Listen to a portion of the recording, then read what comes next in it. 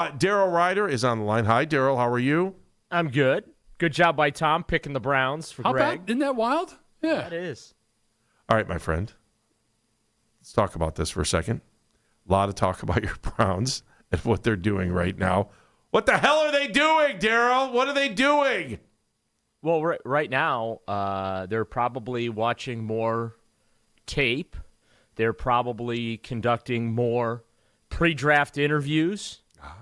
And probably laughing at all of us at the same time. Because we're chasing them around like a... They know exactly what they're doing, and they're watching us just try to figure it out, right? Pretty much. Well, we're assuming that they know what they're doing, which we've made that mistake many a time. But, give everyone the benefit of the doubt. We'll find out if ultimately they actually did know what they were doing. I think, though, Daryl, all things, let's be fair here. I think they showed they knew what they were doing at least last year and had if not an A draft, then an A- draft, in my opinion. They kind of surprised us with the way they ended up going with, making the big move in the first round and then taking Mason Graham, who I don't think anybody had on their 2025 draft bingo card. So where do you think they're leading now? I mean, obviously, Daryl, we all know the major needs, offensive tackle, wide receiver. We were talking to Nick Shook earlier, who is the same belief that I am that, best player available, I think, has to be on the board. And I think also on the board is that they're clearly probably shopping that number 6 pick, because I think there's about a half dozen teams or more that are all in the same boat. Yeah, I do think that the for sale sign, Tom, is on that number 6 pick. And I'll be honest with you, I kind of feel like the best case scenario for the Browns is that Jeremiah Love be there, Caleb Downs be there, and even Carnell Tate be there. So if you have those 3 players sitting at 6 and they get down that far, I think that helps Andrew Berry sell that draft pick. I think the challenge will be trying to pry a 2027 first-rounder from somebody just because of all the attention being paid to what that quarterback draft class could be.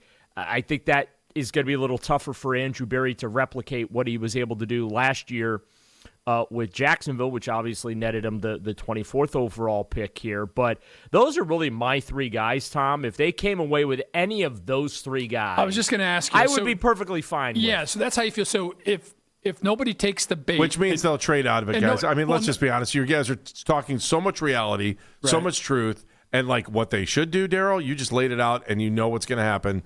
They're going to trade. Well, let's go back to that scenario, and all 3 of those guys are going to be there, and they're just going to come back. Daryl, who's your preference of those 3 then? Let's say all 3 are on the board. Well, I think Jeremiah Love is the best player. I think Caleb Downs is the second best player. And I think Carnell Tate, I'd put him third of those 3 specific players, Tom. Right. I'm ranking those specific 3 guys. I think the problem for the Browns is that Caleb Downs is a safety. Yeah. And, defense isn't exactly a priority right now, right? It always is, though. I mean, I know. But, Jeremiah Love is a running back. They just drafted 2 running backs last year. But he's one of those guys that you can put him in the slot. He's just such an explosive. Get him the ball, right. Yeah. He's just an explosive game, game gamer. Yeah, absolutely. So that's why he has my attention. Now, do I think that is, great roster building there? No, but I'm not a proponent of passing on great players. And there's no such thing as having enough great players. Right.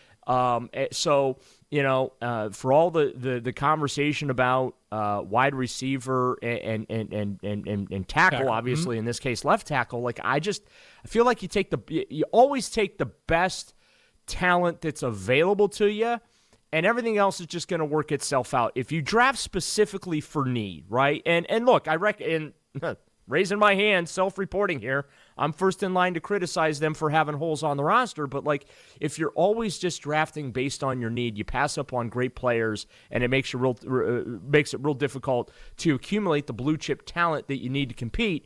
They've got blue chip talent on the defensive side of the ball. Myles Garrett, Carson Schlesinger, Grant Delpit, and Denzel Ward.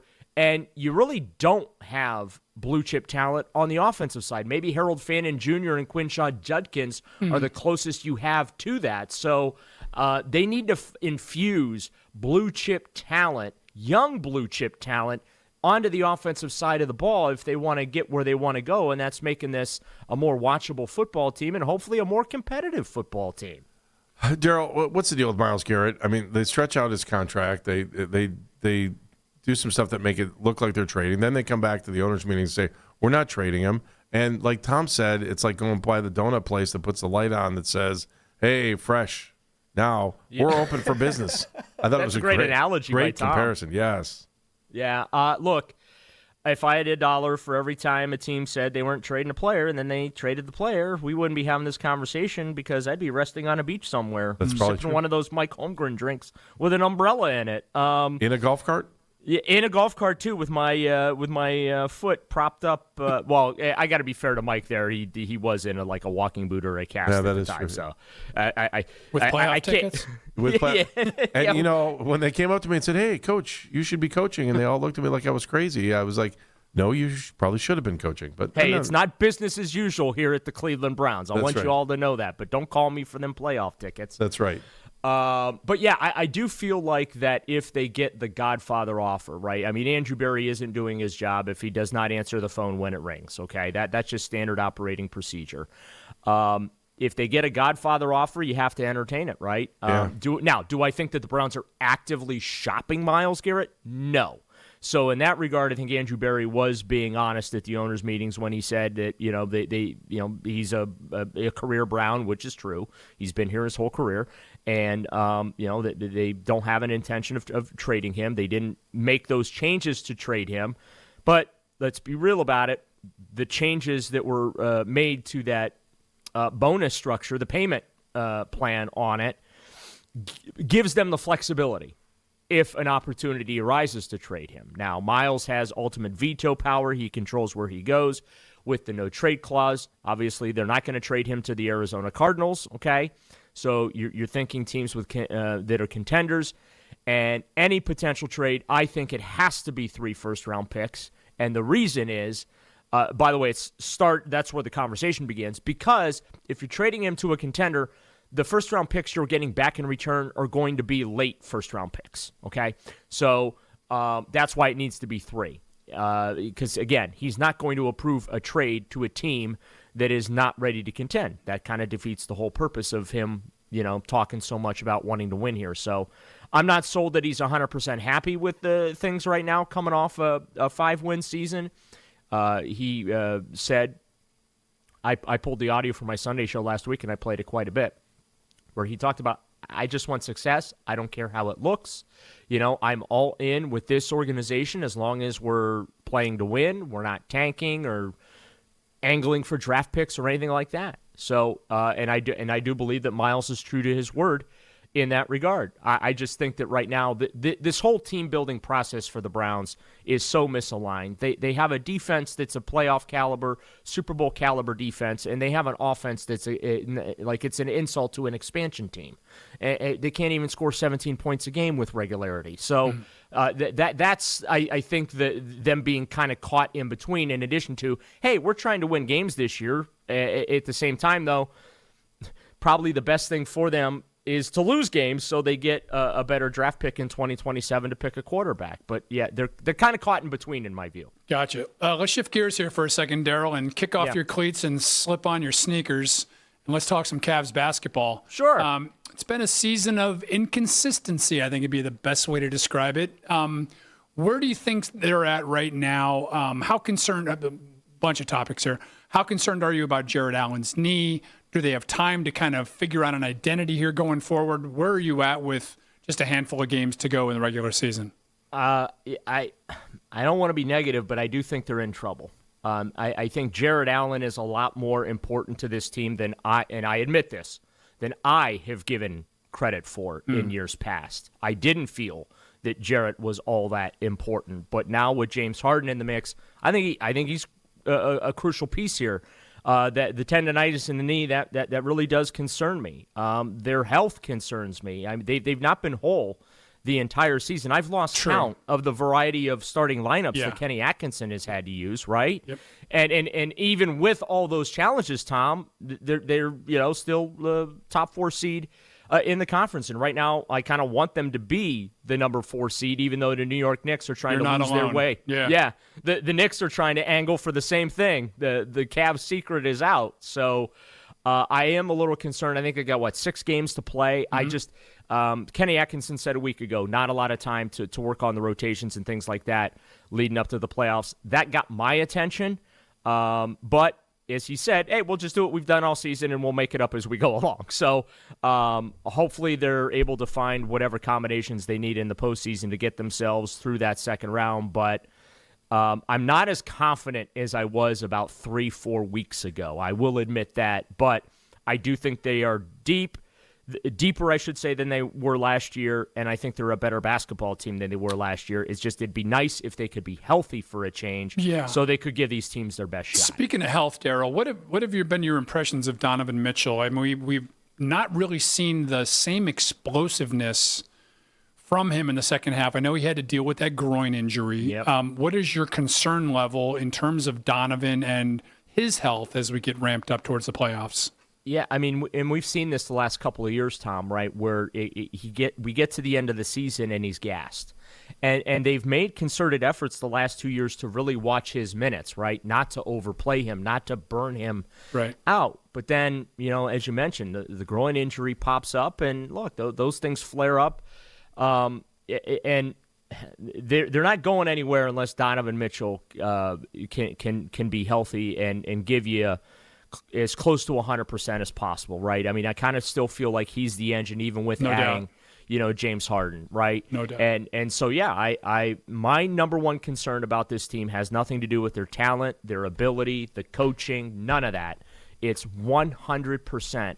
Can they be healthy enough to compete at the level that's required for them to advance? That is my number one concern, and it's unfortunate that they've gone through what they've gone through this year. But I'm going to, Tom, I'm going to flip it into a positive for a second, right? Attaboy. They've dealt with so many injuries this year, and they've been forced to try so many things, right, and play without guys. It's built your depth, et cetera, right? Right, Yeah. and so whatever gets thrown at them in the playoffs, it's not gonna be a shock to the system because they've already had to deal with it. True. The problem in there is again, you don't have your best players available, right? So, but I do think at least they're battle tested enough to where they've dealt with so many of these injuries. They've still been able to win in spite of them. Maybe that is something that they can turn into a positive to help them as they go through the postseason. But health is, chief concern, and has me a little nervous about their ability to get through that second round, especially if the New York Knicks tank their way into the fourth seed, they bump the Cavs up to number 3. I do not want to see the Boston Celtics in the second round, because then we're going to have the same conversations we've been having for the last 2 off seasons. All right, Daryl, before we let you go, first of all, I got to give you your props for suggesting to the Guardians a fan-friendly thing to do, and you called it, you did it, and they should be thanking you. But also, I know you were at What's New at the ballpark. What is new at the ballpark? I got to tell you, the new food, steak. The steak sandwich is my all-time favorite new item that they've added, but they've added a bunch of other stuff too. Why? Why is it? I don't know. It just I obviously I'm a big steak guy. Okay. But it just hit right. Okay. That's all I could say. They got a new spicy chicken sandwich, is pretty good too. But yeah, they are still working on the third base side by the team shop there, that patio area. Okay. That is still under construction. It Behind should be the done stands? by that should be done by the end of April. They got a new marketplace stand on the first base side that they did. They renovated a concession stand on the second deck, make it a little more fan-friendly for fans to be able to just get in there and get what they want and get out of there without missing a lot of the game action. I'll say this. They did a great job preserving that ballpark and modernizing it and updating it. It looks great. I think fans will enjoy the changes, and then the Guardians of Traffic photo, social media photo area. That's on the third base side.